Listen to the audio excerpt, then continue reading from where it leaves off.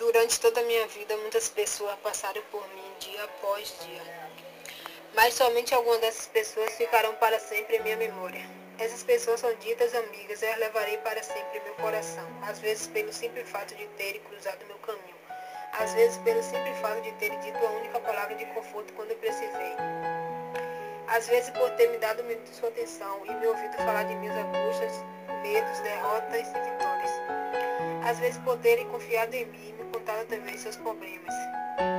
Isso é ser amiga, é ouvir, é confiar, é amar. E amigas de verdade ficarão para sempre em nossos corações, assim como as pegadas na alma que são indestrutíveis. A você, minha amiga, você é muito especial e importante para mim. Eu te amo.